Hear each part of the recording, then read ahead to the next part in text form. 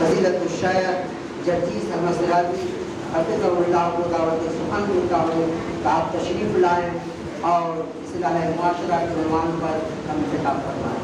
Channel پہ live بھی چل رہا ہے، جب آپ تمام لوگ چینل پہ آئیں اور لائیو بھی دیکھیں۔ اب جو لوگ نہیں آ سکے ہیں ان کو شیئر کر دیں تاکہ وہ لوگ مستفید ہو سکیں۔ السلام علیکم۔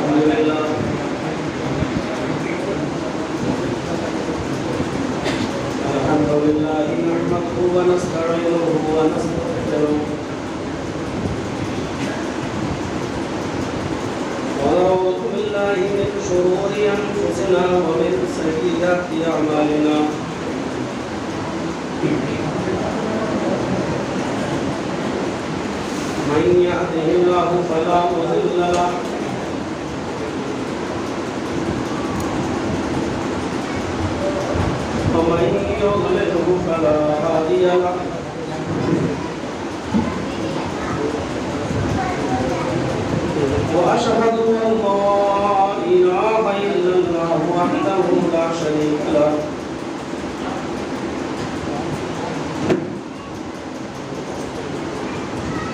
وأشهد أن محمدا عبده ورسوله أما بعد فإن خير الحديث كتاب الله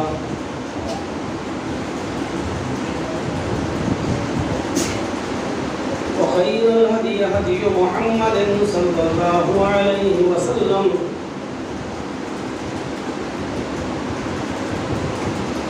وشر الأمور محدثاتها وكل محدثة بدعة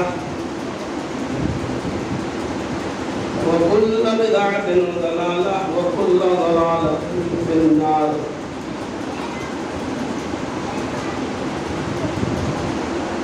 أعوذ بالله من الشيطان الرجيم بسم الله الرحمن الرحيم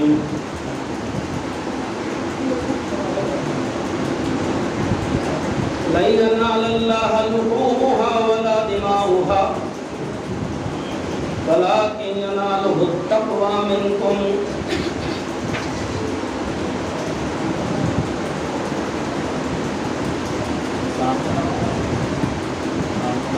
قال النبي صلى الله عليه وسلم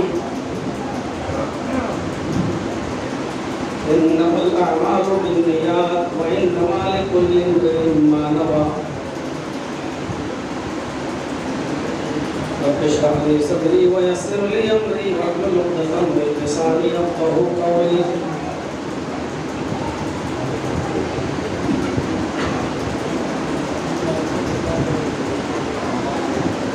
گورنٹی کی اس مسجد کے اندر جتنے بھی ہمارے احباب آئے ہیں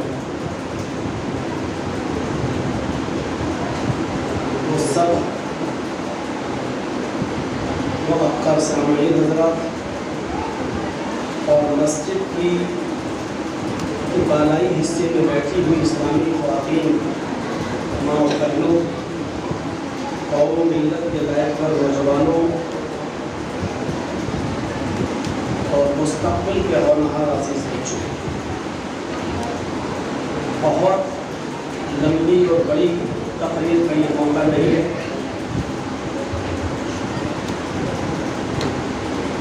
بس مختصراً ایک درس میں آپ کے سامنے دوں گا۔ مولانا اشرف صاحب کی زبان سے آپ سن ہی چکے ہیں، تقریباً 15-16 دن سے اس کی ممبئی میں ہوں، اور میرا زیادہ تر ٹائم ڈاکٹر ہاسپٹل میں گزر رہا ہے۔ اللہ تعالیٰ سے دعا کیجیے کہ بارے تو ہمارے میرے بھائی کو شفائے کاملہ اور عاجلہ عطا فرمائے، اور جتنے بھی لوگ بیمار ہیں اللہ وہ سب کو شفائے کاملہ اور عاجلہ عطا فرمائے۔ بار بار اصرار کیا ہمارے اشرف صاحب نے، اور آپ کے اس مسجد کے ذمہ داروں سے بات ہوئی، طے ہوا کہ مغرب کے بعد تھوڑا سا بیان رکھتا ہوں۔ عبادت کی بنیاد نیت پر ڈپینڈ کرتی ہے۔ آپ چاہے کتنی ہی نمازیں پڑھ لیں اور کتنے ہی روزے رکھ لیں، کتنے ہی حج کر لیں، کتنی ہی قربانیاں دے لیں اور کتنا ہی صدقہ اور خیرات کر لیں، لیکن ان تمام عملوں کا دار و مدار نیت ہے۔ اس لیے اللہ تبارک و تعالیٰ نے قرآن آپ پڑھیں گے تو کہیں یہ نہیں کہا کہ عبادت کرو، جہاں عبادت کا لفظ استعمال کیا ہے وہاں پر مخلصین کا ایک قید لگا ہے، وَاعْبُدُوا اللَّهَ مُخْلِصِينَ لَهُ الدِّينَ، اللہ کی عبادت کرو اس کے لیے دین کو خالص کرتے ہوئے، یعنی ان عبادتوں کے اندر اخلاص ہونا چاہیے، ریا اور نمود اور دکھاوا اور شو بازی نہیں۔ نبی اکرم صلی اللہ علیہ وسلم صحابہ کی محفل میں بیٹھے ہوئے تھے تو اللہ کے نبی صلی اللہ علیہ وسلم نے فرمایا، لوگوں شرک اصغر سے بچو۔ تو صحابہ نے کہا، اللہ کے نبی شرک اکبر تو ہم جانتے ہیں کیا ہے، لیکن شرک اصغر کیا ہے، چھوٹا شرک؟ تو اللہ کے نبی صلی اللہ علیہ وسلم نے فرمایا، ریا، دکھاوا۔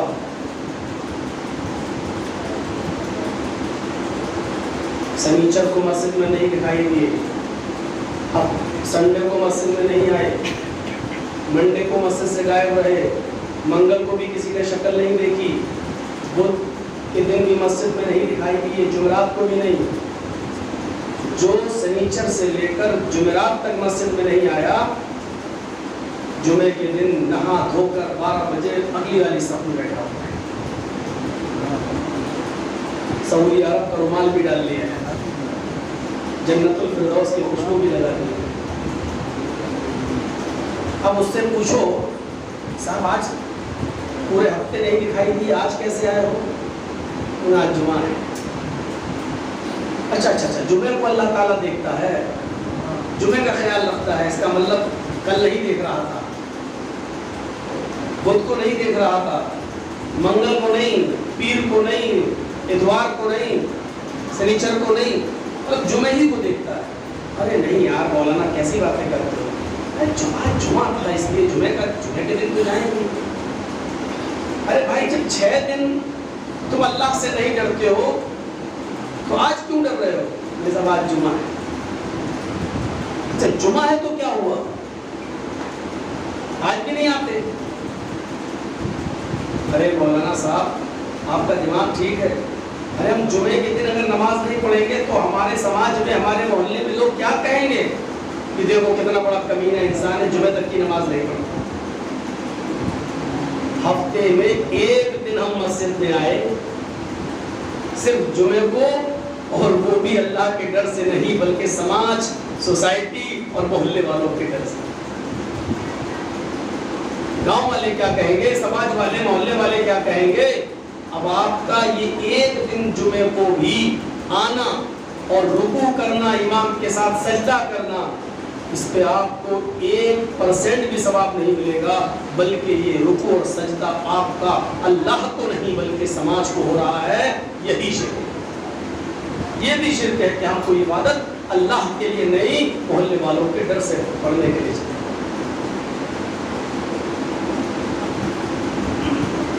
ایسا دکھاوا اللہ کو پسند نہیں۔ عبادت ہو تو خالصتاً للہ، اللہ کے لیے۔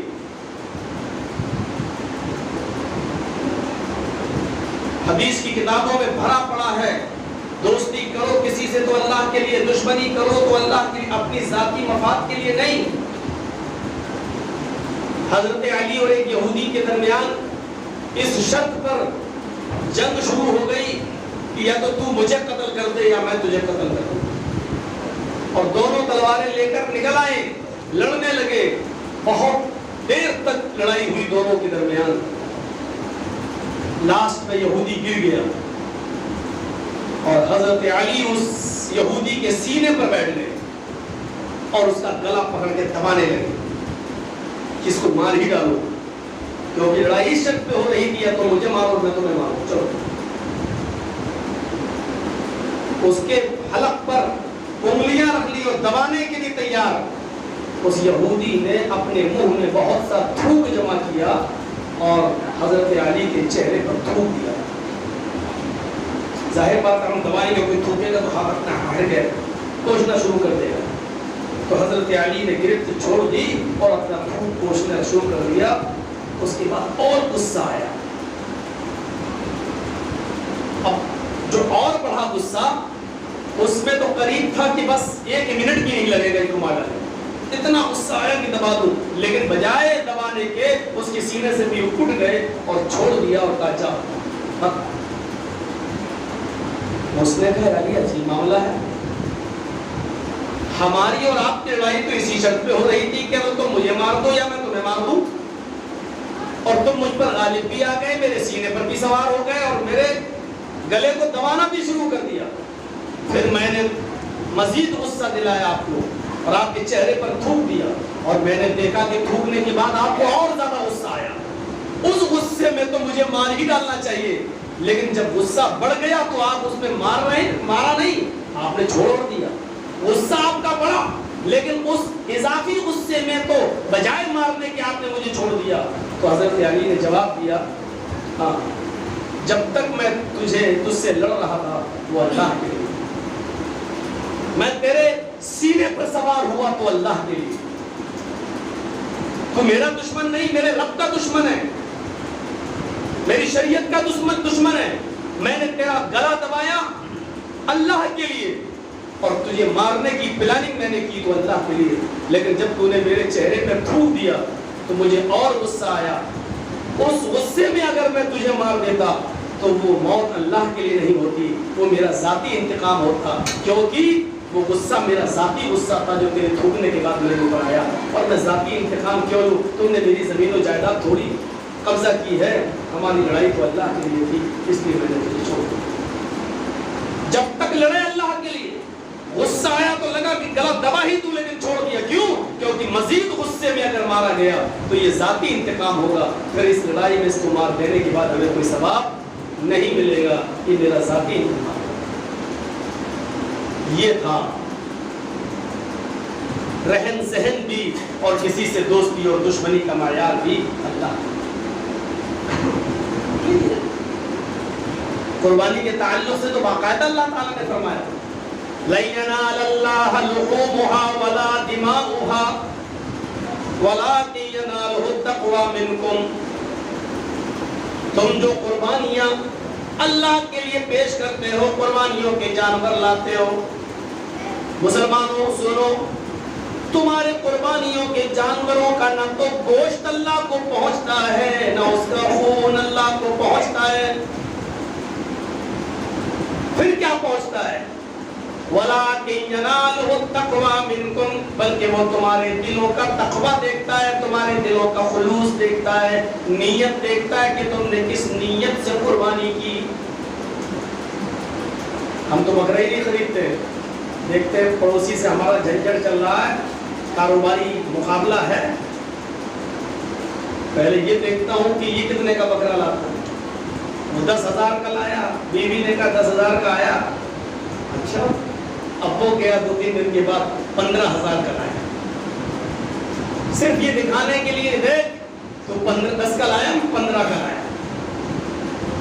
अच्छा, वो इतना गरीब है तो एक कर रहा है, लोग क्या कहेंगे, इसने भी ये किया, 2 लाए, 3 लाए, यहाँ झंझट ही खत्म कर दिया। लन यनालल्लाह लुहूमुहा वला दिमाउहा, न खून पहुंचता है न गोश्त, वलाकिन यनालुहु तक़वा मिनकुम, खुलूस देखता है तुम्हारी नीयत क्या थी। हमारे यहाँ चले आइए यूपी में, और जिस बस्ती में हम रहते हैं, गरीबों में गोश्त कम तकसीम होता है, नेता लोग ज्यादा आ जाते हैं। मेरे इनसे ताल्लुकात, मेरे उनसे ताल्लुकात, पता चला वो एक नेता अकेले तो आता नहीं, उसके साथ 20-20 चमचे और आते हैं। दावत दी एक की, और उसके साथ जितने चमचे आएंगे उसको भी तो खिलाया जाएगा।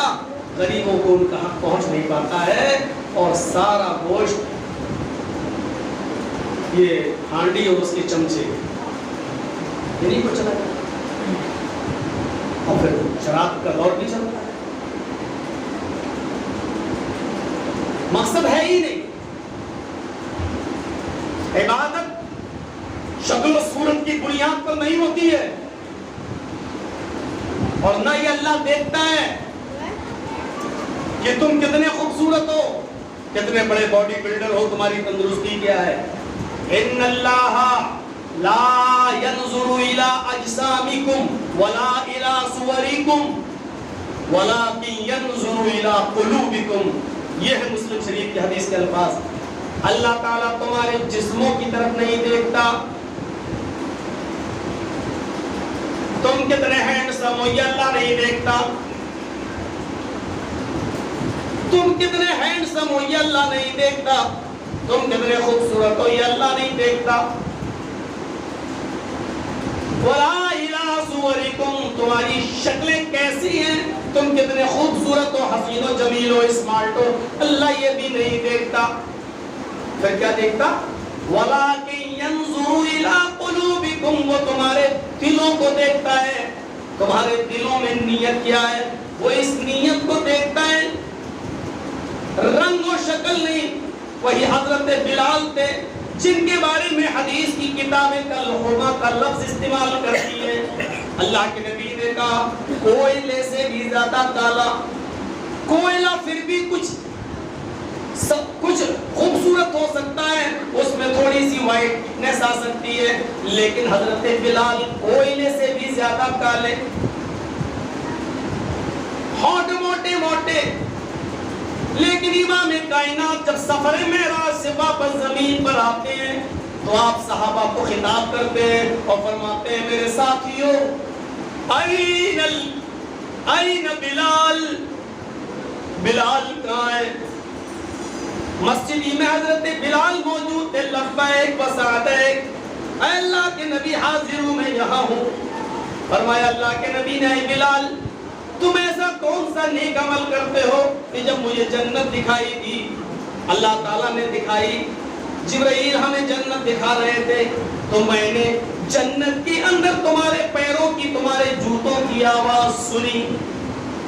हजरत बिलाल कहते हैं पता नहीं है अल्लाह के रसूल, जितना सब अमल करते हो उतना ही मैं भी अमल करता हूँ। शायद एक चीज मेरे अंदर इजाफी हो कि मैं कभी बगैर वुजू के नहीं रहता हूँ। जब भी मेरा वुजू टूटता है, पेशाब व पायखाने से फारिग होता हूँ, फौरन मैं वुजू कर लेता हूँ, सोकर उठता हूँ फौरन वुजू कर लेता हूँ। मैं बिना वुजू के नहीं रहता, और जब भी मैं वुजू बनाता हूँ तो अल्लाह ताला मुझे जितनी नवाफिल का पढ़ने का इस्तिताअत हमारे अंदर है उतनी मैं पढ़ लेता हूँ। 2 रकात, कभी 4, कभी 6, 2 से कम मैं पढ़ता ही नहीं हूँ। जितनी अल्लाह ताला ने मूसा حد دی میں اتنی نمازیں ضرور ادا کرتا ہوں. فرمایا بلال یہی وہ نیکی ہے جو تمہیں تمام صحابہ سے ممتاز کر رہی ہے, اور جنت کے اندر تمہارے جوتوں کی آواز میں نے سنی ہے. اس کی وجہ یہی ہے, یعنی اللہ نے مجھے پیش کی ہے, بتا دیا کہ میں بلال کو جنت دوں گا. اتنا کہنا تھا کہ اسی مسجد کے اندر بڑے بڑے امیر لوگ اٹھتے ہیں, کہتے ایک امیر پیسے والا دولت مند اڑتا ہے, کہتا ہے اے بلال میرے گھر چلو, تمہاری شادی نہیں ہوئی ہے. اے بلال میرے گھر میں میری خوبصورت بیٹی موجود ہے, ایک نظر میری بیٹی کو دیکھ لو, اگر تمہیں پسند آ جائے تو میں اپنی بیٹی کا نکاح تمہارے ساتھ کرنے کے لیے تیار ہوں. اے بلال میری بیٹی تمہاری بیوی بن جائے گی تو وہ بھی تمہاری صحبت میں نیک عمل کرنے والی ہو جائے گی, اور میری بیٹی کو بھی تمہاری صحبت میں رہ کر جنت مل جائے گی, اور نیک اور دیندار لڑکے سے نکاح کے عوض اللہ شاید مجھے بھی جنت دے دے. میرے پیارے ساتھیو جذبہ دیکھیے آپ, عمل اللہ تعالیٰ نے یہ نہیں دیکھا کہ کون کیسا ہے. حضرت بلال کے لیے بھی اللہ کے نبی نے کہا میں نے جنت کے اندر تمہارے جوتوں کی آواز سنی. نیت کبھی کبھی ایسا ہوتا ہے کہ انسان جان بوجھ کر برا کام نہیں کرتا لیکن ہو جاتا ہے. بخاری شریف کے اندر ایک واقعہ ہے, اللہ کا ایک بندہ مخصوص مال نکالتا ہے اور کہتا ہے کہ میں اس کو صدقہ اور خیرات کروں گا, لیکن دن میں نہیں, رات کی تاریکی کے اندر میں اس کو لے جاؤں گا, رات کے اندھیرے میں اس کو لے جاؤں گا تاکہ کوئی دیکھے نہیں. اور اللہ کے نبی نے فرمایا داہنے ہاتھ سے دو, بائیں ہاتھ کو بھی خبر نہ ہو, اس لیے میں رات کے اندر نکلوں گا. دیکھیے نیت کتنی اچھی تھی اس کی. امام بخاری کے اندر نقل کرتے ہیں اور یہ اللہ کے نبی بیان کر رہے ہیں. رات گزر گئی, یہ آدمی صدقہ و خیرات کی نیت سے اپنا مال لے کر نکلتا ہے, کافی مال لے کر نکلتا ہے. وہ چاہتا ہے کسی ضرورت مند کو میں صدقہ اور خیرات دوں, لیکن اتفاق دیکھیے اس نے رات ہی کے اندر ایک آدمی کو دیکھا جو چادر اپنے سر پہ رکھے ہوئے ہیں اور کہیں جا رہا ہے. اس نے سوچا یہ آدمی ضرورت مند لگ رہا ہے, غریب آدمی ہے. اس نے پوچھا میرے بھائی تم کہاں جا رہے ہو؟ تمہیں معلوم نہیں رات میں آدمی کیوں نکلتا ہے؟ جا رہا ہوں, نہیں بتانا چاہتا. لگتا ہے تم ضرورت مند ہو. اس نے کہا جی ضرورت مند ہے. وہ سمجھا کوئی اور ضرورت, ہر انسان کو کسی نہ کسی چیز کی ضرورت ہے. رات میں ہم جا رہے, ہو سکتا ہے ہمارا کوئی بزنس ہو, ہمارا کوئی کاروبار, جی ضرورت ہے, ہم ضرورت مند ہیں. اس نے صدقہ اور خیرات پورا جو لے کے آیا تھا سب پورا کا پورا اس کو دے دیا. تم ضرورت مند ہو, جاؤ. ابھی چلا آیا, رات میں تہجد پڑھی, فجر تک جاگا, فجر کی نماز مسجد میں جماعت سے ادا کی, پھر نکلا بازار کی طرف گیا. سورج نکلنے کے بعد تھوڑا اپنی مسجد اپنے گھر کے باہر نکلا ٹہلتا ہوا, تو اس کے کانوں میں آواز گئی. کچھ لوگوں نے اس کو بتایا ارے بھائی آج تو کمال ہو گیا ہے. کیا ہوا؟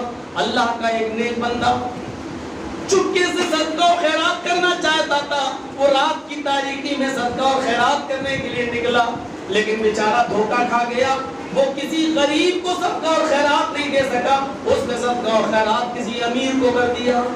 جس کو دیا وہ امیر تھا, بہت بڑا پیسے والا تھا. اس آدمی نے لوگوں کے سامنے کچھ نہیں کہا, اور امیر کے لیے صدقہ ہے ہی نہیں. شریعت تو امیر کو صدقے کا حکم ہی, صدقہ امیر کے لیے بتایا ہی نہیں. اب یہ گھر آیا, کہتا ہے اللہ دیکھ میری نیت امیر کو دینے کی نہیں تھی, غلطی ہو گئی مجھ سے, پوری طریقے سے میں جانکاری حاصل نہیں کر سکا, لیکن میں کیا کروں؟ میں نے سمجھا ضرورت مند ہے, رات میں کوئی ضرورت مند ہی تو نکلے گا, میں نے اس کو دے دیا. لیکن اللہ امیر کو دینا جائز نہیں تھا, لیکن میں دھوکہ کھا گیا میں نے. لیکن میری نیت امیر کو دینے کی نہیں تھی, ضرورت مند کو دینے کی تھی. اے اللہ امیر کو صدقہ اور خیرات دینے کی عوض تو میری گرفت مت کرنا، میرے پاس اور بھی مال ہے، آج میں پھر لے کر نکلوں گا اور کسی غریب کی میں مدد کروں گا۔ یہ رات ہو گئی، کافی رات گزر گئی، یہ رات کی تاریکی میں پھر نکلتا ہے، رات کے اندھیرے میں صدقے کا مال لے کے پھر جاتا ہے، کسی غریب آدمی کو تلاش کرتا ہے۔ اس نے آج کی رات پھر ایک آدمی کو دیکھا، چادر اوڑے ہوئے، چہرہ چھپائے ہوئے، اس نے کہا بھائی تم چہرہ کیوں چھپائے؟ اس نے چہرہ کھول لیا، جی کہیے کیا بات ہے؟ کہا تم اتنی رات میں کہاں نکلے ہو؟ اس نے کہا کہ میرے کافی بچے ہیں، میرے پاس کھانے پینے کو نہیں ہے، اس لیے میں نکلا کہ اللہ کا کوئی بندہ مجھے کچھ دے دے، میں اپنے بیوی بچوں کا پیٹ پال سکوں۔ اس نے سوچا کہ یہی آدمی ضرورت مند ہے، اس نے دوسرے دن بھی صدقہ و خیرات اس آدمی کو دے دیا، پہلے تو امیر کو دیا لیکن دوسرا جس آدمی کو دیا سمجھا کہ یہ ضرورت مند ہے اور دے کے چلا آیا اور تہجد کی نماز پڑھا، پھر کہتا ہے اللہ آج واقعی میں نے ضرورت مند کی مدد کی۔ لیکن نماز فجر کے بعد گھر آیا، قرآن پڑھا، پھر نکلا بازار کی طرف گیا، آج پھر بازار میں چرچے سنتا ہے، لوگ کہہ رہے ہیں اللہ کا نیک بندہ آج بھی دھوکہ کھا گیا ہے، وہ صدقہ اور خیرات دینا چاہتا تھا کسی غریب کو لیکن آج وہ دھوکہ کھا گیا ہے۔ آج اس نے چور کی مدد کر دی، وہ چور تھا جس کے ہاتھ میں صدقہ اور خیرات دے دیا، وہ تو رات میں چوری کے لیے نکلتا۔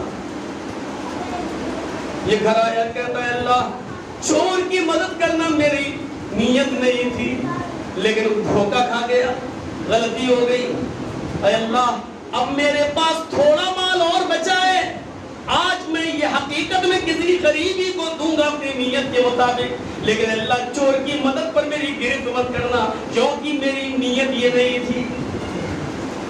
بخاری شریف کی حدیث آگے بڑھیے، رات کافی گزر گئی، اب یہ تیسرے دن بھی صدقہ اور خیرات کی نیت سے نکلتا ہے مال لے کر اپنا، اور یہی پورا ساسا تھا، جب مال لے کر نکلتا ہے تو اب راستے میں اس کو ایک عورت ملی، اس نے پوچھا بہن کیا ہے؟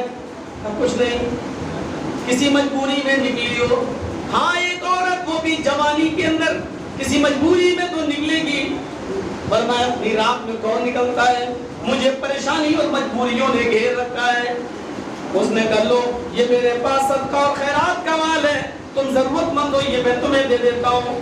اس نے دے دیا اور چلا آیا، تہجد کی نماز پڑھی، نگاہیں آسمان پر ڈالی، اے اللہ آج تو میں نے کسی مرد کی نہیں ایک ضرورت مند عورت کی میں نے ہیلپ کی ہے، اس کی مدد کی ہے، اے اللہ تو میری نیت اچھی طرح جانتا ہے، مجھے میری نیت کے مطابق ثواب عطا فرما۔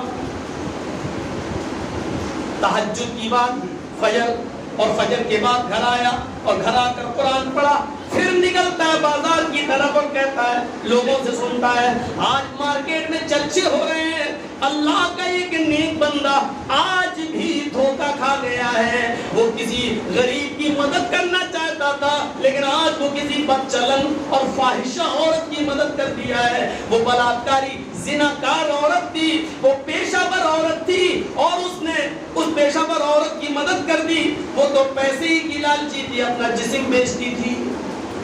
یہ گھر آیا کہتا ہے اللہ میرے پاس صدقہ اور خیرات کرنے کے لیے اب کچھ نہیں رہ گیا ہے، لیکن نہ میری نیت امیر کی مدد کرنے کی تھی، نہ چور کی، نہ زناکار کی، اے اللہ اگر تو مجھے اس کا ثواب نہ دینا چاہے تو مت دے، لیکن اس بدچلن عورت کی اور چور کی مدد کرنے پر مجھے عذاب بھی مت دینا، اس لیے کہ میں نے یہ کام جان بوجھ کر نہیں کیا ہے، اے اللہ میری نیت بالکل یہ نہیں تھی۔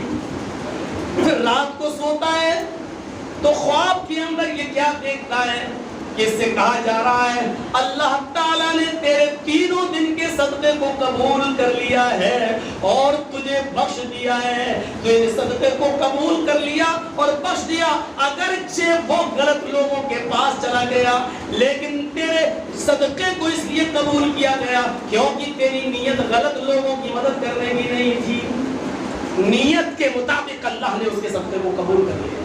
دیکھ رہے ہیں آپ، جبکہ چور کی مدد کرنا اور امیر کو صدقہ دینا جائز نہیں ہے اور کسی بدچلن اور فاحشہ عورت کی مدد کرنا جائز نہیں ہے، لیکن یہ کرتا چلا گیا، لیکن نیت یہ نہیں تھی۔ اللہ تعالیٰ نے ख्वाब में इसको दिखलाया और कहा गया इससे कि अल्लाह ताला ने तुझे बख्शा, तेरे सदक़े को कबूल कर लिया।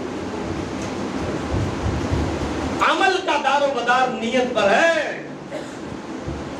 हम चाहे कितनी नमाजें पढ़ लें, कुरान चीख चीख कर ऐलान करता है वमिनन नासि मन यक़ूलु आमन्ना बिल्लाहि व बिल यौमिल आखिर वमा हुम बिमुमिनीन।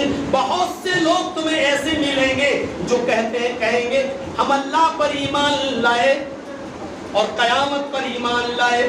वो कहेंगे हम मोमिन हैं, वमा हुम बिमुमिनीन, लेकिन वो मोमिन नहीं होंगे। सिर्फ ज़बान से कह देने से हम मुसलमान थोड़ी हो जाएंगे। कहते रहिए, अल्लाह ने पहले ही कह दिया वमिनन नासि मन यक़ूलु, और वमिनन नास में मिन तबलीगिया है।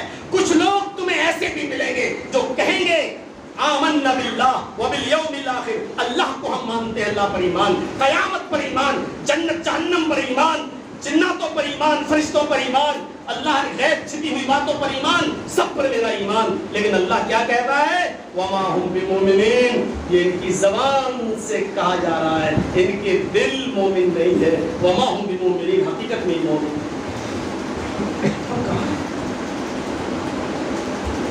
काम कितना अच्छा, सदका करना, खैरात करना, गरीब की मदद करना, लेकिन देता किसको चला गया? बदचलन औरत को, चोर को, अमीर को, जो बज़ाहिर जानबूझकर अगर दिया जाता तो गुनाहगार होता ये शख्स, लेकिन जानबूझकर नहीं, धोखा खा गया। वो चाहता था कि दिन में नहीं किसी को पता ना चले, लेकिन वो तन्हाई में देता था और धोखा खा गया। अल्लाह ने उसके सदक़े को कबूल कर लिया, नियत। और इसके बरक्स उस आदमी को देखिए, हदीस के अल्फाज बुखारी शरीफ के, क़यामत के दिन एक ऐसे आदमी को लाया जाएगा, क़यामत के दिन एक ऐसे आदमी को लाया जाएगा जिसने मैदान जंग में अपनी गर्दन कटाई होगी, शहीद हुआ होगा। अल्लाह ताला उस आदमी को सामने खड़ा करके कहेगा मैंने तुझे जिंदगी दी थी, बता तूने उस जिंदगी का क्या किया, अपनी जिंदगी में क्या किया। आओ सुनो, 50 मरतबा ये वाक़या तुम अपने उलमा से सुनते रहते हो, लेकिन आओ मैं तुम्हें इस वाक़े को सुनाने के बाद जो नतीजा निकालता हूँ वो मैं आपको दिखाना चाहता हूँ। अल्लाह पूछेगा मैंने जिंदगी दी, क्या किया? कहेगा अल्लाह तू तो सब कुछ जानता है, फिर मुझसे पूछ रहा है? नहीं, सबके सामने बताओ। कहा अल्लाह मैंने अपना घर छोड़ा, अपनी बीवी छोड़ी, अपने बच्चे छोड़े, अपना कारोबार छोड़ा, अपना बिजनेस छोड़ा, तेरी राह में मैं निकला, मैदान जंग में मैं इतना लड़ा, कई काफिरों को मैंने वासिल जहन्नम किया, फिर एक काफिर की तलवार मेरी गर्दन पर भी चल गई और मेरी जान भी चली गई, मैं मारा गया, मैं कत्ल हुआ। आय अल्लाह मैंने तूने जो जिंदगी दी थी उसको मैंने तेरी राह में खत्म कर लिया, मैं कत्ल कर दिया गया, मैं तेरी राह में शहीद हो गया। अल्लाह ताला उस आदमी की ज़बान से जब ये सुनेगा तो फौरन उसको टोकते हुए कहेगा कज़ब्ता, आए मेरे बंदे तू झूठ बोल रहा है। वो कहेगा अल्लाह क्या मैंने अपना घर नहीं छोड़ा था? अल्लाह कहेगा ये सच है कि तूने अपना घर छोड़ा, ये भी सच है कि तूने अपने बीवी बच्चे छोड़े, ये भी सच है कि तूने अपना कारोबार छोड़ा, ये भी सच है कि तूने अपना बिजनेस छोड़ा, ये भी सच है, सारी चीजें सच है। ये भी सच है कि तू निकला, जंग भी किया, ये भी सच है कि तूने तलवार चलाई, और ये भी सच है कि एक काफिर की तलवार से तेरी गर्दन काट दी गई, कत्ल भी हुआ तू, ये सब कुछ सही है, लेकिन ये झूठ है जो तू कह रहा है कि मैं तेरी राह में कत्ल किया गया, तू मेरी राह में कत्ल नहीं। इतनी सच्चाइयों का एतराफ अल्लाह भी करेगा कयामत के दिन। ये सच, बीवी बच्चे छोड़े सच, घर मकान छोड़ा सच, कारोबार छोड़ा सच, बिजनेस छोड़ा सच, लड़ा ये भी सच, काफिरों का मुकाबला किया ये भी सच, कई काफिरों को मारा ये भी सच, और तू भी किसी काफिर के हाथ मारा गया ये भी सच। ये सब सच है, लेकिन ये सच नहीं है कि तू मेरी राह में मारा गया। कहेगा अल्लाह ये क्या? अल्लाह कहेगा तू जब मैदान जंग में निकला था, लड़ रहा था, तो तेरे दिल में ये नीयत थी,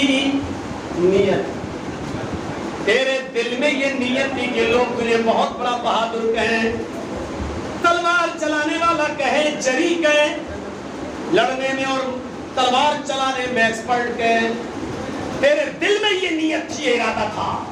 सुनिए, देख रहे हैं आप, आ गए मौलाना जर्जी साहब का नाम सुन लिया, इश्तिहार बन गया, व्हाट्सएप पे चला गया, आ गए, मस्जिद भर गई। किसी दूसरे मौलवी का जिक्र हुआ, आपकी मस्जिद के इमाम साहब का इश्तिहार छप जाए, व्हाट्सएप पे चला जाए, तो एक सब भी नहीं हो रही है। वो भी कुरान हदीस सुना रहे, हम भी कुरान हदीस सुनाते हैं। एक इंसान कुरान हदीस सुना रहा है तो एक सब, दूसरा आदमी कुरान हदीस सुनाने आया तो मस्जिद भर गई, जगह तक नहीं है कदम रखने की, आने की। तो सुन लीजिए आप, ये भी रिया है, ये भी नुमाइश है, ये कुरान हदीस से मोहब्बत नहीं है, ये मौलाना जर्जीस की जात से मोहब्बत है। ये किसी आलिम से मोहब्बत तो हो सकती है, लेकिन कुरान हदीस की मोहब्बत की दलील नहीं हो सकती। अगर कुरान हदीस की मोहब्बत की दलील होती और आप भीड़ लगाते तो अपनी मस्जिद के इमाम को भी सुनने के लिए इतनी ही बाफर और कसीर मिकदार में आते हैं, क्योंकि वो भी कुरान हदीस सुनाता है, कोई लैला मजनू की कहानी नहीं।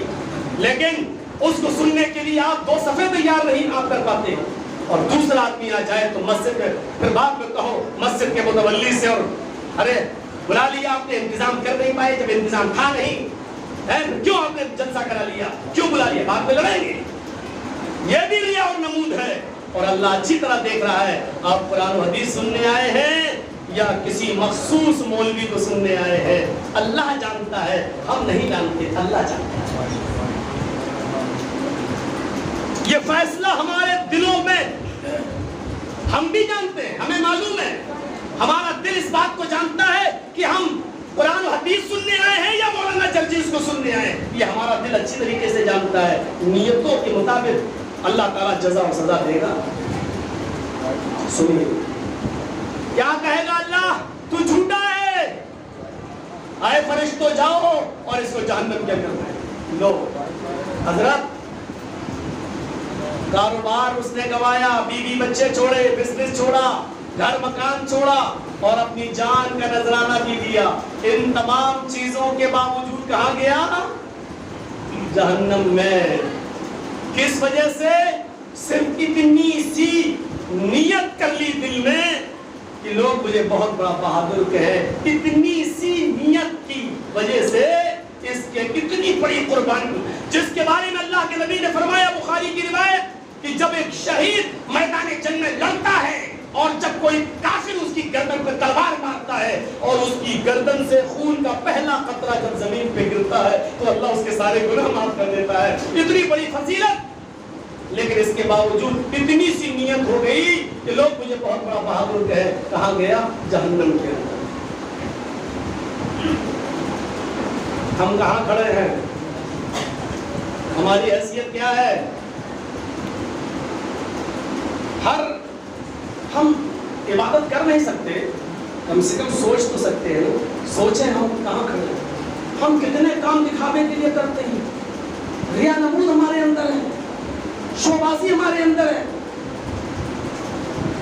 मस्जिद में भी कोई आदमी, एक पंखा इसने दिया, चलना फिलिप्स का दिया, अच्छा मेरे पड़ोसी ने दिया मस्जिद में, हम एसी देंगे मस्जिद। मतलब इसलिए कि चर्चा ये हो कि देखो सेठ ने पंखा दिया, हमने एसी दी। एसी देना गलत नहीं है, लेकिन ये गलत है कि उसने पंखा दिया तो हम एसी देंगे, ये गलत है। नियतें बदलो और नियतों के अंदर खुलूस होना चाहिए। काम कितना अच्छा था इसका, मैदान जंग में लड़ा, लेकिन कहां गया? जहन्नम में। क्यों? काम तो अच्छा था लेकिन नियत गलत। अच्छा काम करने के बावजूद कहां चला गया? जहन्नम। और सुनिए, एक आदमी ने काम ही गलत कर दिया और बहुत बड़ा गलत काम, लेकिन जानबूझकर नहीं किया तो अल्लाह ने उसको माफ कर दिया। आपने सुना हुआ क्या कि एक आदमी अपने ऊंट पर अपनी गृहस्थी का सामान, अपने घर का मकान का सारा सामान निकाल कर घर छोड़कर जा रहा था और उसका गुजर सहरा से जंगल से हुआ।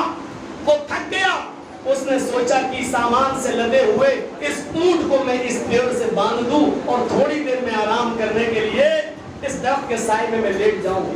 وہ اترا اونٹ سے، اونٹ کو ایک پیڑ سے باندھا، اس کی رسی کو، اور وہیں پر چادر بچھایا اور ایک درخت کے سائے میں وہ لیٹ گیا.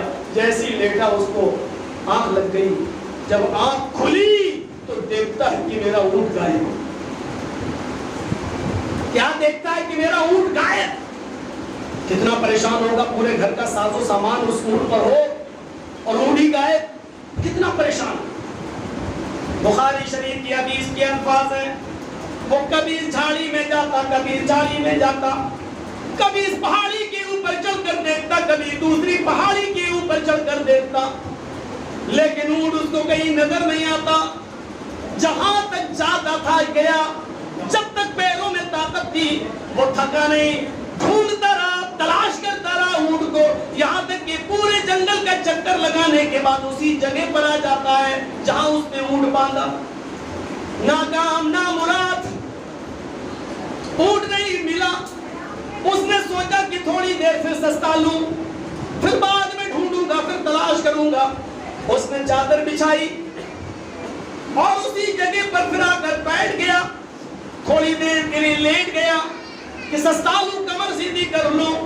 جیسے ہی لیٹا اس کو نیند آ جاتی ہے، اور جیسے ہی نیند آئی تھوڑی دیر کے بعد اس کی آنکھ کھلتی ہے تو کیا دیکھتا ہے، میرا اونٹ اسی پیڑ سے بندھا ہوا ہے اور اس کے کوہان پر، اس کی پیٹھ پر پورا کا پورا سامان لدا ہوا ہے. کون لے گیا تھا؟ اور اگر لے گیا تھا تو یہ اونٹ کو پھر دیکھ کیسے گیا؟ جیسے لے گیا ویسے ہی چھوڑ گیا. اونٹ بھی بندھا ہوا ہے پیڑ سے. یہ اڑتا ہے، سامان چیک کرتا ہے. سامان کا چیک کرتا ہے تو کیا دیکھتا ہے کہ اناج کا ایک دانہ بھی اس میں کم نہیں ہے. جو چیزیں گھر سے لے کر نکلا تھا پورا ساز و سامان اس اونٹ کے اوپر ہے. اس کو اتنی خوشی ہوئی، اتنی خوشی ہوئی، اتنی خوشی ہوئی کہ مارے خوشی کے وہ اپنی زبان سے یہ جملے کہہ بیٹھا، اے اللہ واقعی تو میرا بندہ ہے اور میں تیرا خدا. مارے خوشی کے وہ یہ جملے کہہ بیٹھا، اللہم انت عبدی وانا ربک. مان گیا تیری قدرت کو، اے اللہ واقعی تو میرا بندہ ہے اور میں تیرا رب ہوں. کیا کہہ گیا؟ تو میرا بندہ اور میں تیرا رب. شریعت کے حساب سے یہ جملے کتنے برے ہیں.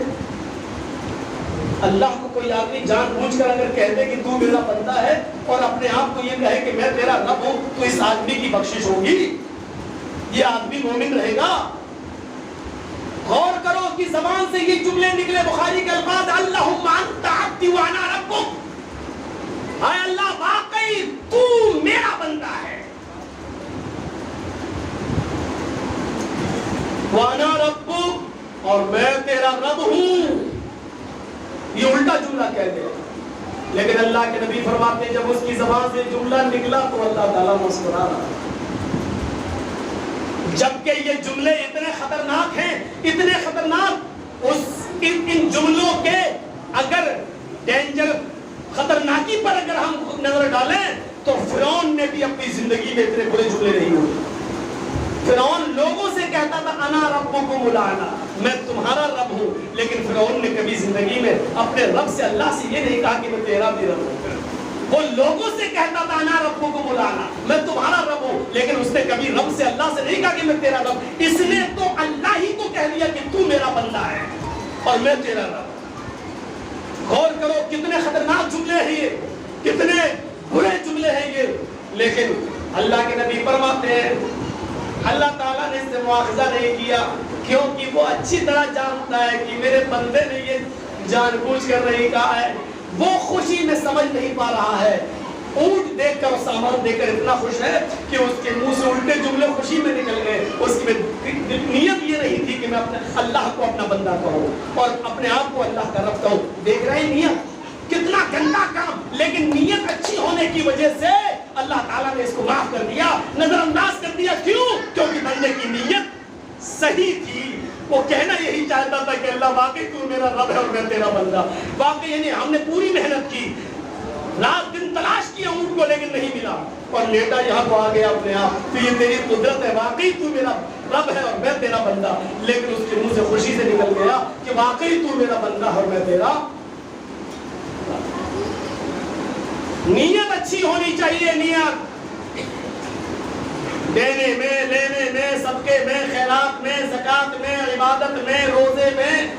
یا تو آج ہماری سوسائٹی کا حال یہ ہے, سماج کا, ہمارا 7 سال کا 8 سال کا بچہ اگر روزہ رکھ لے پہلی مرتبہ تو باقاعدہ نمائش ہوتی ہے, چند لوگوں کے بیچ میں اس کے گلے میں ہار ڈالا جاتا ہے. کیوں؟ آج میرے بیٹے نے پہلا روزہ رکھا ہے. نمائش کی جاتی ہے, نمائش. حاجی صاحب حج کرنے جا رہے ہیں, ان کو اسٹیشن تک چھوڑنے کے لیے پوری ٹیم جا رہی ہے, محلہ جا رہا ہے, اور حاجی صاحب کو پھولوں سے لاد دیا جاتا ہے. لوگوں سن لو, حج سے بڑی عبادت ہے نماز. اگر حاجی کے گلے میں ہار ڈالنا جائز ہوتا تو نماز پڑھنے والے نمازی کے گلے میں اس سے زیادہ ہار ڈالنا جائز ہوتا. کبھی آپ نے اپنے محلے میں نماز پڑھنے کے لیے آنے والے نمازی کے گلے میں ہار ڈالا؟ جب نمازی کے گلے میں ہار نہیں ڈالا جا سکتا ہے تو حاجیوں کے گلے میں ہار کیسے ڈالا جاتا ہے؟ بچاؤ اپنی عبادتوں کو ریا اور نمود سے, بچاؤ دکھاوے سے, مت کرو اپنی عبادتوں کی نمائش. اللہ اچھی طریقے سے جانتا ہے. اور یہ وہ حاجی صاحب ہیں جن کے گلے میں ہار ڈل رہے ہیں, ان سے پوچھا جائے مکے میں اترنے کی دعا کیا تو نہیں بتا پائیں گے. ان سے پوچھا جائے کہ جہاز پہ بیٹھنے کی دعا کیا تو نہیں بتا پائیں گے. ان سے پوچھو کہ کعبے میں جب پہلی نظر پڑے تو اس وقت ہمیں کیا پڑھنا چاہیے, نہیں بتا پائیں گے. لیکن کون ہے؟ حاجی صاحب, حاجی صاحب. اور وہاں سے آئیں گے تو کھانا اور کھلائیں گے حج کا.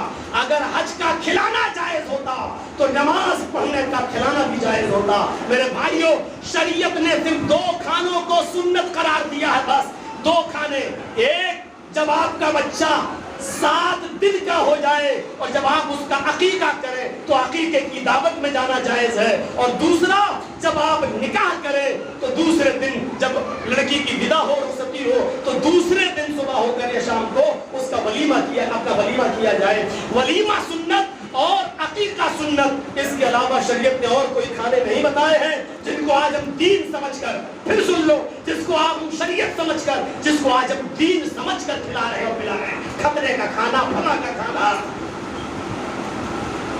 یہ سب شریعت کے اندر نہیں چلتا. اور ہاں سنیے, نیت پر بات ہو رہی تو یہ بھی سن لیجیے. اذا التقى المسلمان بسيفيهما فالقاتل والمقتول في النار. بخاری مسلم شریف کتاب الجہاد کے الفاظ. جب 2 مسلمان تلواریں لے کر باہر نکل آئیں, بڑی زبردست حدیث, اس سے آپ کو اندازہ لگ جائے گا کہ نیت کیا ہوتی ہے. جب 2 مسلمان لڑتے ہوئے دونوں تلواریں باہر لے کر نکل آئیں, اس زمانے میں تلوار چلتی تھی, اس لیے تلوار کا ترجمہ میں کر رہا ہوں. اگر آج کے زمانے میں بندوق اور پسٹل چل رہی ہے تو میں کہہ سکتا ہوں کہ 2 لوگ جب پسٹل یا بندوق لے کر باہر نکل آئے, چھری, کھنجر, چاقو, لڑنے مرنے کا, مارنے کا سامان دونوں لے کر نکل آئے, یہ اس کو مارے, یہ اس کو مارے, لڑ رہے ہیں دونوں, تو ظاہر بات ہے ایک مارے گا اور ایک مرے گا. ایک مارے گا اور ایک مرے گا. جس کی گولی پہلے نکل گئی اور دوسرے کو لگ گئی تو وہ مرے گا. ایک مرے گا اور ایک مارے گا.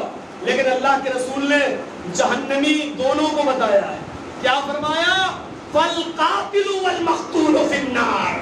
قتل کرنے والا بھی جہنم میں جائے گا اور جس کو قتل کیا گیا وہ بھی جہنم میں جائے گا. جبکہ وہ قتل ہوا ہے بیچارہ, وہ اس نے مارا نہیں ہے, قتل نہیں کیا, لیکن وہ تو خود مارا گیا, مر گیا, لیکن جہنم میں وہ بھی جائے گا. ھذا القاتل فما بال المقتول یا رسول اللہ. صحابہ نے سوال کیا, اللہ کے رسول جو مر گیا وہ بھی جہنم میں جائے گا؟ ہاں. ارے وہ تو مر گیا, اس نے مارا تھوڑی ہے, پھر وہ کیوں جہنم میں جائے گا؟ اس نے قتل تھوڑی کیا ہے, وہ تو خود مارا گیا. تو اللہ کے رسول نے اس کا جواب کیا دیا؟ قتل ہونے والا, جس کو قتل کر دیا گیا, مارا گیا, وہ اس لیے جہنم میں جائے گا. انہو کان حریصا علی قتل صاحبی, کیونکہ اس کے دل میں بھی یہ نیت تھی کہ میں اپنی تلوار سے اس کو قتل کروں. اس کے دل میں بھی یہ چاہت تھی کہ میں اپنی تلوار سے اس کو ماروں. وہ بھی یہ چاہتا تھا کہ میں اپنی بندوق سے اس کو قتل ماروں. نیت کی وجہ سے وہ جہنم میں جائے گا. میرے پیارے ساتھیوں, یہ نیت ہے، نیت. ہم اپنی نیتوں کو دیکھیں، نیتوں کو. اور اسی وجہ سے سالم ابن عبداللہ ابن عمر نے ہشام ابن عبد الملک کا نذرانہ لینے سے منع کر دیا تھا. ہشام ابن عبد الملک مکے کے اطراف کا خلیفہ تھا. ہشام ابن عبد الملک ساری باغ ڈور اس کے ہاتھ میں تھی. اور حضرت سالم ابن عبداللہ ابن عمر وہ ایک ایسا احرام پہنے ہوئے تھے جس میں کئی جوڑ لگے ہوئے تھے 12. کون؟ سالم ابن عبداللہ. کون سالم؟ اگر ہم اس کو اپنی زبان میں کہیں تو حضرت عمر فاروق کے پوتے. کون؟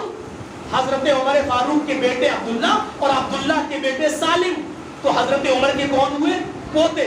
حضرت سالم ابن عبداللہ ابن عمر خانہ کعبہ کا طواف کر رہے. ان کے جسم پر پیبند لگا ہوا، جوڑ لگا ہوا احرام ہے. ہشام ابن عبد الملک کی نظر دوران طواف ان کی اوپر پڑ گئی. پوچھا لوگوں یہ آدمی کون ہے؟ لگتا بڑا غریب ہے، اس کو بیت المال سے مدد ملنی چاہیے. بتایا گیا کہ یہ سالم ابن عبداللہ ابن عمر ہے، یہ حضرت عمر فاروق کے پوتے ہیں. ہشام ابن عبد الملک کے پیروں کے نیچے سے زمین سرک گئی. یہ عمر کے پوتے ہیں اور یہ حالت ہے کہ ان کے پاس احرام بھی لپیٹنے کو نہیں ہے.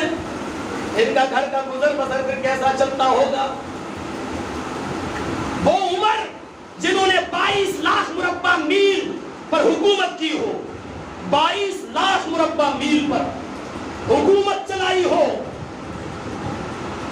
آج جو اسرائیل ہے، فلسطین ہے، یمن ہے، شام ہے، سعودیہ ہے، عراق ہے، ایران ہے، آذربائیجان ہے، اردن ہے، مصر ہے، یہ سارے آج الگ الگ ملک ہو گئے ہیں. پہلے یہ سب حضرت عمر فاروق کے زیر نگرانی تھے. آج تو الگ الگ کنٹری بن چکے ہیں، الگ الگ ملک. 22 لاکھ مربع میل پر حکومت کی حضرت عمر فاروق. تو ان کے پوتے کا یہ حال ہے، ان کے پوتے کا. ہمارے یہاں تو یہ حال ہے میرے پیارے ساتھیوں. لوگ اپنے آپ کو فقیر کہتے ہیں، لوگ اپنے آپ کو غریب کہتے ہیں، لوگ اپنے آپ کو کہتے ہیں کہ ہم جھولے والے ہیں. لیکن جب امریکہ کا راشٹرپتی جب آتا ہے تو اس کو ریسیو کرنے کے لیے 10 لاکھ روپے کا سوٹ پہن کر اس کو ریسیو کرنے کے لیے جاتا ہے. جب اس دیش کا فقیر 10 لاکھ روپے کا سوٹ پہننے لگے. چھوڑیے، آپ لوگوں میں ہمت نہیں ہے یہ سب سننے کی. یہ سب سن لو گے تو کل سے مسجد کا متولی کہے گا مولانا صاحب ہمیں رحم کرو، آج کے بعد تمہاری انٹری نہیں ہے. یہ سب بہار اور بنگال والوں کا ہی کلیجہ ہے، یہ سب سن لیتے ہیں. سب بہار اور بنگال والے انہی کا کلیجہ ہے، آپ کے کلیجے نہیں اتنے بڑے. کل ہمارے پاس فون آ جائے گا مولانا صاحب ماحول خراب کر دیا. چھوڑیے میرے بھائیوں، جب اس دیش کے فقیر کا یہ حال ہو تو اندازہ لگائیے آپ حضرت عمر فاروق نے کیا چھوڑا، کیا چھوڑا.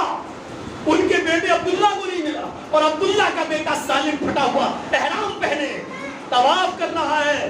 تو حضرت ہشام ابن عبد الملک بھی طواف کرنے لگے اور سوچنے لگے کہ اس سے ملاقات کی جائے. سالم سے ملاقات ہوتے ہوتے طواف کرتے کرتے دونوں ایک دوسرے سے ٹکرا گئے. کہنے لگے کیا تم سالم ابن عبداللہ ہو؟ انہوں نے کہا جی. آپ نے مجھے پہچانا؟ کہا مجھے پہچاننے کی کیا ضرورت ہے، اللہ کے اس گھر میں تم بھی آئے ہو، میں بھی آیا ہوں. تمہیں بھی کچھ مانگنا ہوگا اور مجھے بھی کچھ مانگنا ہی ہے. ہم بھی اللہ کے فقیر، تم بھی اللہ کے فقیر، اس سے زیادہ اور تعارف کی ضرورت نہیں ہے مجھے. پھر طواف کرنا شروع کر دیا. دوسرا چکر لگا اور سن لو مجھے معلوم ہے نماز کا ٹائم. میرے بھائیوں دوبارہ پھر ٹکراؤ ہو گیا تو کہا کہ آئے سالم ابن عبداللہ تمہیں کوئی ضرورت ہو تو بتاؤ، میں ہشام ابن عبد الملک ہوں اس علاقے کا خلیفہ اور ذمہ دار. میں چاہتا ہوں کہ تمہاری کچھ مدد کروں. مانگو، تم کیا مانگنا چاہتے ہو مانگو. تو ہشام ابن عبد الملک نے جب یہ کہا کہ تمہیں کس چیز کی ضرورت ہے بتاؤ، تم سے بول دو تمہارے گھر پہنچ جائے گی وہ ساری چیزیں. تو حضرت سالم ابن عبداللہ نے جو جواب دیا وہ سنو اے مسجد میں جمع ہونے والوں، آنن فانن میں اتنی بڑی تعداد میں یہاں جمع ہو کر سننے والوں، سامعین غور سے سنو. حضرت سالم ابن عبداللہ نے جو جواب دیا وہ جواب یہ تھا، آئے ہشام مجھے اللہ سے شرم آتی ہے، مجھے اللہ سے حیا آتی کی ہے, اللہ کے گھر میں ہوتے ہوئے میں کسی غیر کے سامنے سوال کروں, اللہ کے گھر میں ہوتے ہوئے میں کسی غیر کے سامنے ہاتھ پھیلاؤں, اللہ کے گھر میں مجھے شرم آتی ہے. ہشام ابن عبد الملک نے کہا ٹھیک ہے, نکلو خانہ کعبہ سے. اللہ کے گھر میں شرم آتی ہے تو باہر ہم تم سے پوچھیں گے, تم عمر فاروق کے پوتے ہو. سالم ابن عبداللہ نے طواف کر لیا. طواف کرنے کے بعد ایک جگہ 2 رکعت نفل نماز پڑھ لی. اس کے بعد دونوں ہاتھ اٹھا کر رو رو کر اللہ تعالیٰ سے دعا مانگ رہے ہیں. سالم ابن عبداللہ کیا دعا مانگ رہے ہیں اس کو صرف سالم جانتے ہیں یا ان کا رب جانتا ہے, کسی کو نہیں معلوم. وہ خاموش ہیں اور صرف اپنی زبان سے دعا کر رہے ہیں. وہ دعا کیا تھی یہ مجھے بھی نہیں معلوم, یہ سالم جانتے ہیں اور ان کا رب جانتا ہے کہ انہوں نے کیا مانگا, اور اللہ جانتا ہے کہ سالم ان سے کیا مانگ رہا ہے. اس کے بعد صفا مروا کی سعی کی اور اس کے بعد یہ نکل گئے. جیسے یہ خانہ کعبہ سے نکلے ایک چوراہے پر پہنچے, ہشام ابن عبد الملک وہیں آ گیا اور کہنے لگا الان خرجت فی من بیت اللہ, یہ تو اللہ کا گھر نہیں ہے, آپ اللہ کے گھر سے نکل چکے ہیں, خانہ کعبہ سے آپ باہر آ گئے ہیں, اس چوراہے پر آ گئے ہیں. آپ کی حالت دیکھ کر مجھے ترس آ گیا ہے. آئے ہشام, آئے سالم, تمہارے گھر میں اناج, کپڑا, سونا چاندی, زر و جواہر, بتاؤ کس چیز کی کمی ہے, میں تمہاری بیوی تمہارے بچوں کے لیے بھیج دیتا ہوں, تم جو کہو گے کہہ دو ہم پہنچا دیتے ہیں. ہشام ابن عبد الملک نے جب یہ جملہ کہا تو فرمایا, سالم ابن عبداللہ نے, تم میری کیا مدد کر سکتے ہو, تم میری ضرورت دنیا کی پوری کرو گے یا آخرت کی؟ کہا کہ آخرت کی مدد تو کوئی پوری نہیں کر سکتا. وہاں تو اللہ کے نبی نے بھی فرما دیا ہے بیٹی عمل کر بغیر عمل کے, یہ مت سمجھ کر کہ تیرا باپ نبی ہے تجھے اللہ کے عذاب سے بچا لے گا. انی لا اغنی عنک من اللہ شیئا, میں قیامت کے دن تیرے کام نہیں آؤں گا. اے سالم, قیامت کے دن کا ذمہ دار تو انسان خود ہے, وہاں کوئی کسی کے کام, ہم آخرت کی ضرورت پوری نہیں کر سکتے. مجھے کچھ دنوں کے لیے یہ حصہ دیا گیا ہے اور میں مالک ہوں دنیا کے اس ٹکڑے کا, اس حصے کا, اور میرے اختیار میں ہے دنیاوی مدد کرنا. تو بتاؤ کیا چاہیے آپ کو, روپیہ, پیسہ, درہم, دینار, کپڑا, سونا, چاندی, جواہر. کہا ہشام تم مجھ سے دنیا مانگنے کے لیے کہہ رہے ہو, یہ دنیا تم مجھے دو گے؟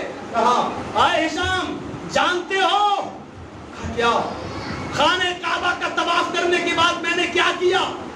کہا کیا کیا؟ کہا مقام حتیم میں کھڑے ہو کر آپ نے 2 رکعت نفل نماز پڑھی. کہا تم نے صحیح دیکھا. آئے ہشام نماز پڑھنے کے بعد میں نے کیا کیا؟ کہا آپ نے دونوں ہاتھ اٹھا کر دعا کی. جانتے ہو میں نے دعا کی تو اللہ سے کیا مانگا؟ ہشام ابن عبد الملک کہتے ہیں کہ یہ میں کیا جانوں, یہ تو آپ جانے اور آپ کا رب جانے, آپ نے کیا دعا کی ہے یہ مجھے کیا معلوم. تو سالم ابن عبداللہ کہتے ہیں صحیح کہہ رہے ہو, اور یہ میں بتانا بھی نہیں چاہتا کہ میں نے اپنے رب سے کیا مانگا, میں بتانا بھی نہیں چاہتا, لیکن اتنا میں تمہیں بتا دیتا ہوں. تم مجھ سے کہتے ہو دنیا مانگو, سونا لو, چاندی لو, درہم لو, دینار لو, کھانے پینے کا اناج گلہ لو, کپڑا لو, لتا لو, یہ ساری چیزیں تم مجھ سے کہہ رہے ہو میں مانگوں, یعنی میں تم سے دنیا مانگوں. جب تم نے مجھے نماز کے بعد دعا مانگتے ہوئے دیکھا تو آئے ہشام اس دعا میں نے سنو کیا مانگا وہ تو میں تمہیں نہیں بتاؤں گا, لیکن جو تم مجھ سے مانگنے کے لیے کہہ رہے ہو اس کے بارے میں سن لو. ما سالت الدنیا من یملکها فکیف اسألها من لا یملکها, دنیا تو میں نے اس رب سے بھی نہیں مانگی جو اس دنیا کا مالک ہے. سونے اور چاندی کا سوال تو میں نے اس رب سے بھی نہیں کیا جو اس دنیا کا مالک ہے اور پوری دنیا کا کنٹرول اسی کے ہاتھ میں ہے. میں نے سونے اور چاندی, زر و جواہر اور اناج اور غلہ اور کپڑے کا سوال تو میں نے اس سے بھی نہیں کیا ہے تو دنیا کا مالک ہے. پھر تجھ سے کیسے یہ دنیا مانگوں, کیونکہ یہ دنیا کا مالک تو ہے ہی نہیں, آج مرا اور یہ ٹکڑا کسی دوسرے کے ہاتھ میں چلا جائے گا, تو اس کا مالک نہیں, تجھ سے کیا مانگوں میں.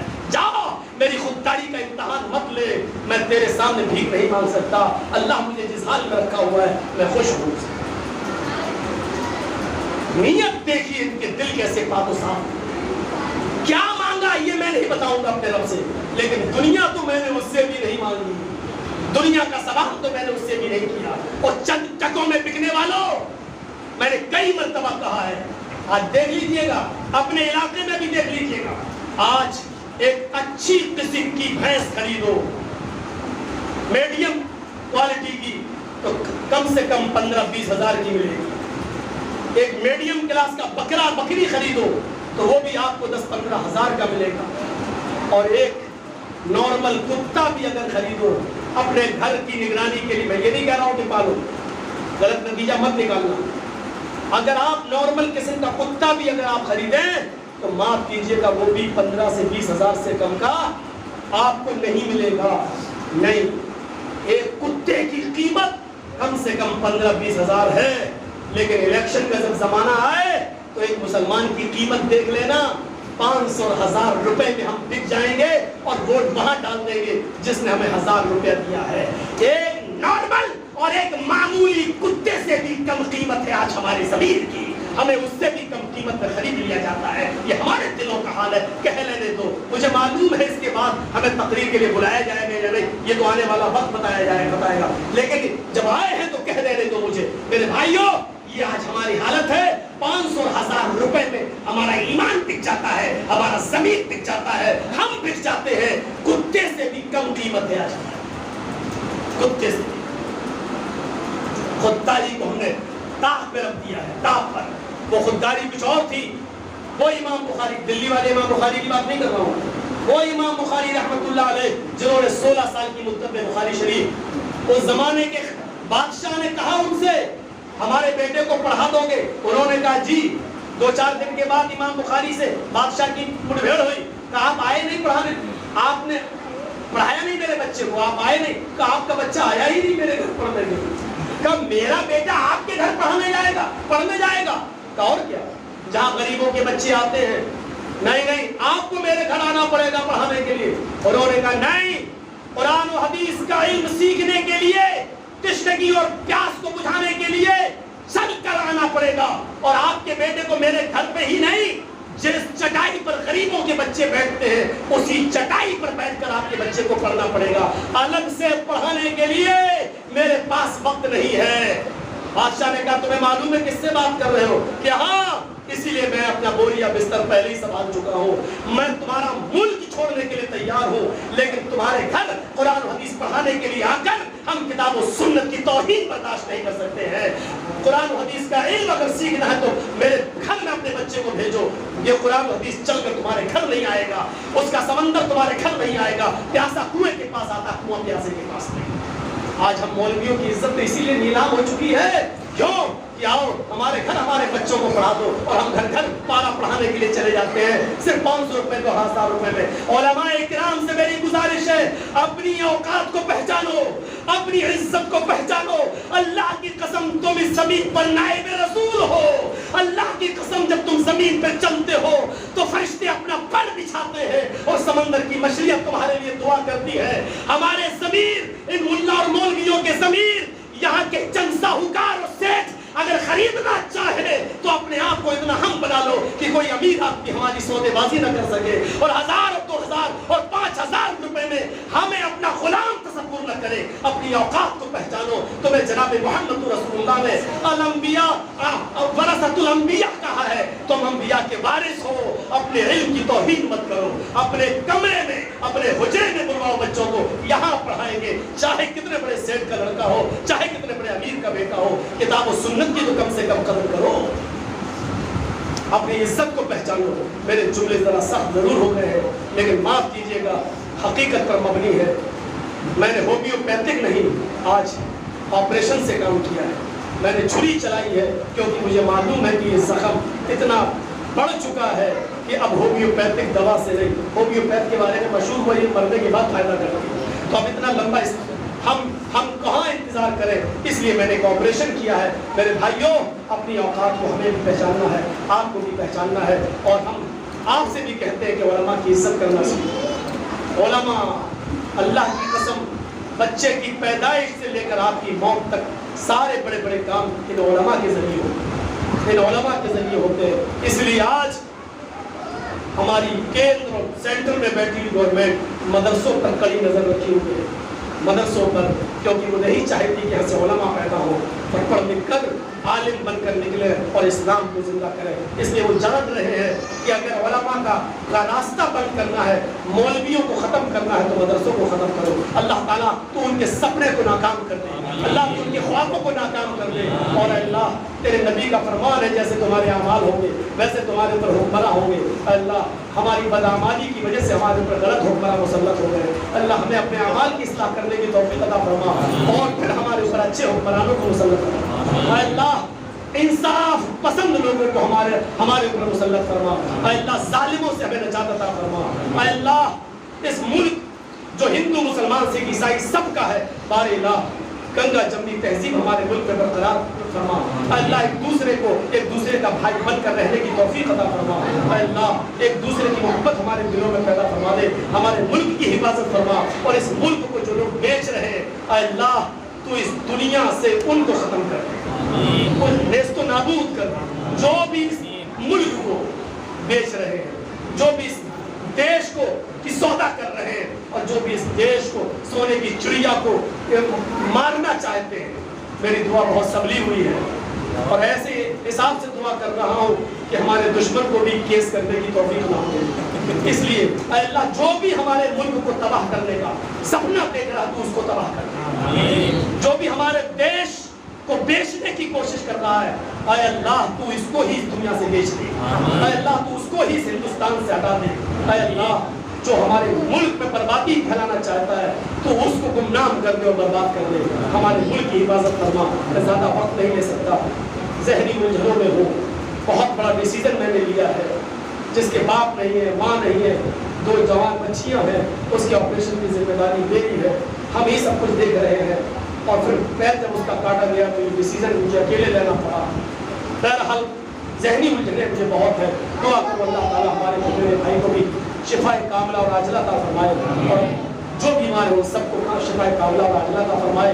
اور بہت شارٹ کر کے یہ دعا، اے اللہ جب تک تو ہمیں زندہ رکھ، اسلام کو زندہ رکھنا، اور جب ہمارا خاتمہ ہو تو ایمان پر ہمارا خاتمہ فرمانا۔ وما علینا الا البلاغ المبین، وآخر دعوانا الحمد للہ رب العالمین۔ السلام علیکم ورحمۃ اللہ وبرکاتہ۔